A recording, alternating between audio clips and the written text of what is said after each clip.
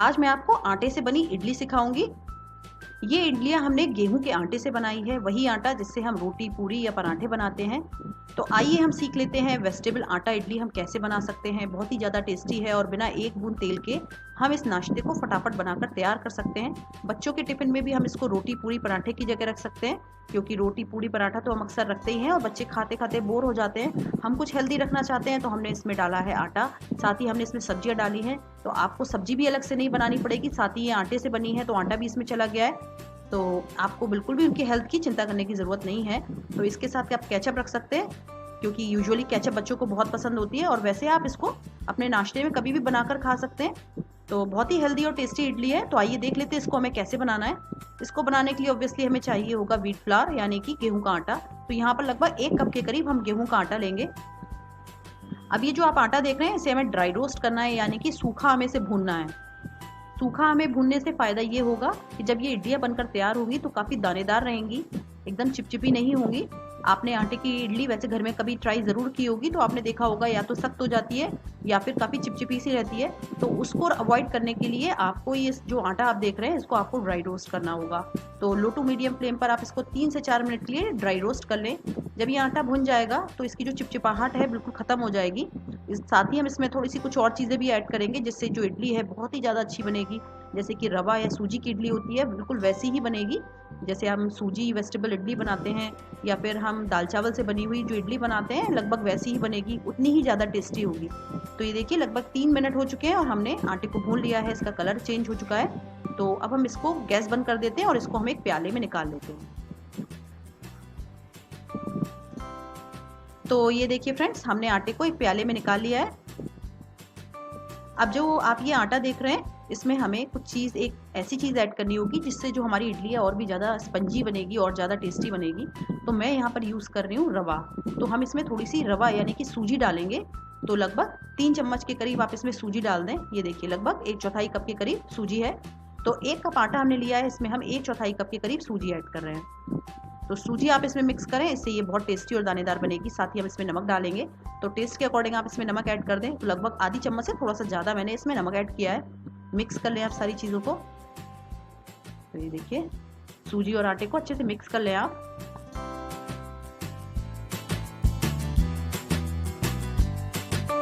अब फ्रेंड्स हमारा जो ये आटा और सूजी अच्छे से मिक्स हो चुका है, तो अब इसमें हम ऐड करेंगे आधा कप के करीब दही।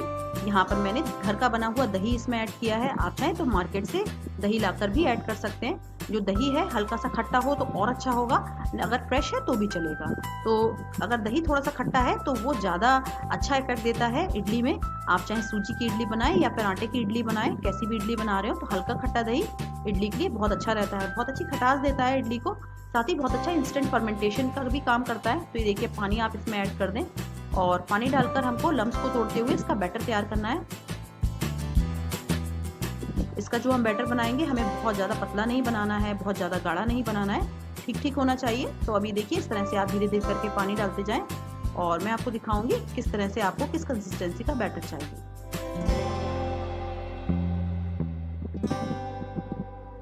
तो ये देखिए धीरे धीरे करके हम पानी डालेंगे और ये देखिए फ्रेंड्स आप देख सकते हैं इसको हमने अच्छे से मिक्स कर लिया है। अब आप इसकी कंसिस्टेंसी देख सकते हैं, इसका जो घोल है ना बहुत ज़्यादा गाढ़ा है ना बहुत ज़्यादा पतला है। जिस तरह से हम दाल चावल की इडली बनाते हैं बिल्कुल वही कंसिस्टेंसी है। तो अब इसमें हम डालेंगे कुछ सब्जियां। तो अपनी पसंद की आप इसमें सब्जियां ऐड कर सकते हैं, अपने बच्चों की पसंद की कोई भी सब्जियां आप इसमें काट कर ऐड कर सकते हैं। तो सबसे पहले स्वाद के लिए हम इसमें डालेंगे अदरक और हरी मिर्च। तो ये देखिए लगभग 2 इंच अदरक का टुकड़ा आप ले लें, जिसको आप कद्दूकस कर लें या फिर बिल्कुल बारीक काट कर ऐड कर दें। साथ ही हम इसमें ऐड करेंगे थोड़ी सी हरी मिर्च। तो अगर आप बच्चों के लिए बना रहे हैं तो आप इसमें हरी मिर्च बिल्कुल ना ऐड करें, और अगर आप अपने लिए बना रहे हैं तो आप इसमें हरी मिर्च कितनी भी ऐड कर सकते हैं। मैं यहाँ पर 2 हरी मिर्चों का यूज़ कर रही हूँ, जिसको मैंने बारीक काट कर ऐड किया है।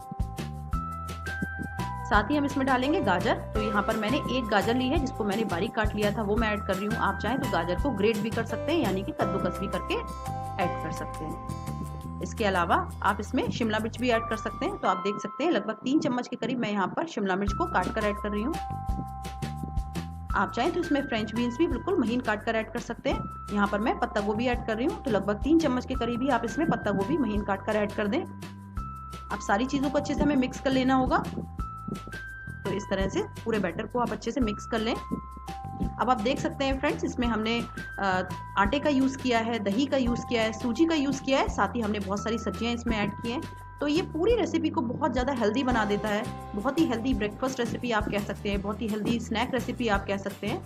बहुत ही टेस्टी आटा इडली की रेसिपी है। तो अब इसको हम रेस्ट होने के लिए 10 मिनट के लिए रख देंगे ढककर। तो इसी बीच हम एक तड़का बना लेते हैं। तो तड़का बनाने के लिए देखिए इस तरह से हम 1 चम्मच के करीब तेल लेंगे। मैं यहाँ पर मस्टर्ड ऑयल ले रही हूँ।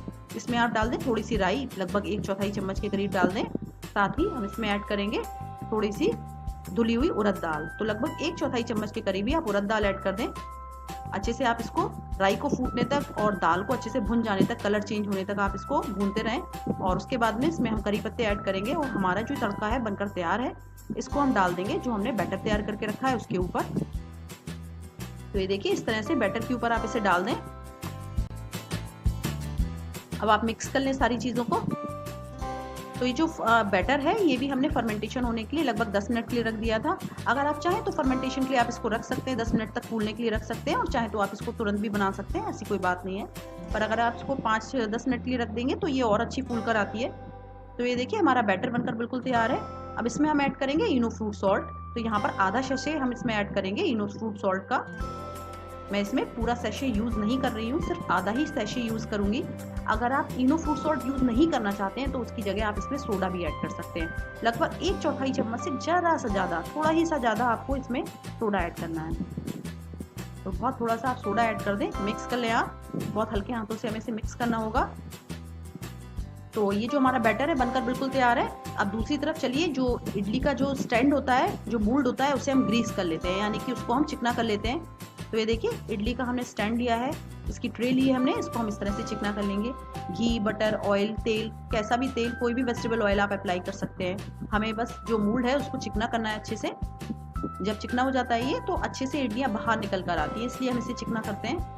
तो ये देखिए अब ये जो बड़ा सा चमचा आप देख रहे हैं इसको हमें रिमूव करना होगा, वरना डालने में बहुत दिक्कत आएगी, क्योंकि बहुत अच्छे से नहीं, ये जो खांचे हैं इसके इडली के स्टैंड के उसमें अच्छे से नहीं जा पाएगी। इसलिए हम एक चम्मच का यूज़ करेंगे ताकि शेप जो है डालने में बहुत अच्छी सी आए, बाहर नहीं निकलेगा, ये बाहर नहीं फैलेगा। तो ये देखिए स्पून की सहायता से आप इसमें ऐड करें। पहले आप एक चम्मच ही ऐड करें, सारे खांचों में 1-1 चम्मच डाल दें, और उसके बाद में हम इसकी जो क्वांटिटी है वो इंक्रीज़ करेंगे। ऐसा करने से बड़ा बैलेंस आ जाता है।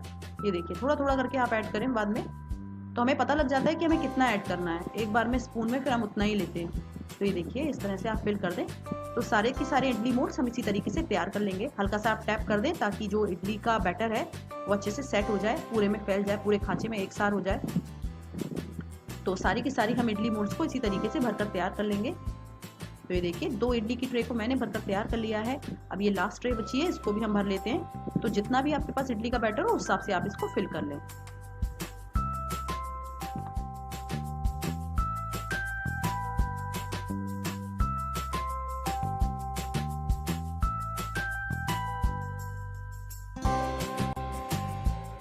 तो ये देखिए फ्रेंड्स, आप देख सकते हैं सारी ट्रे को हमने इडली स्टैंड में लगा दिया है। अब ये स्टीम होने के लिए बिल्कुल रेडी है।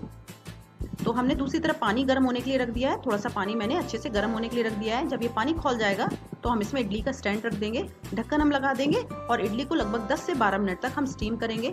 फ्लेम आप मीडियम से हाई के बीच में रख सकते हैं और इसको आप लगभग 10 से 12 मिनट के लिए छोड़ दें। जब 10 से 12 मिनट हो जाएंगे तब इसको हम चाकू लगाकर चेक करेंगे कि जो हमारी इडली है वो बन गई है या नहीं। तो ये देखिए अब लगभग 10 मिनट हो चुके हैं। तो हम इडली को चेक कर लेते हैं, ढक्कन को रिमूव करते हैं और देख लेते हैं। तो ये देखिए ढक्कन मैंने रिमूव कर दिया है। अब मैं आपको दिखा रही हूँ कैसे चेक करना है कि इडली हमारी अच्छे से पक चुकी है या नहीं। इस तरह से आप चाकू डाल दें इसके बीच में और चेक कर लें। तो ये देखिए बिल्कुल क्लीन आई है, इसका मतलब जो हमारी इडली है पक चुकी है। आप देख सकते हैं कितनी स्पंजी है, कितनी फूल गई हैं। तो फ्रेंड्स ये थी आटा इडली रेसिपी।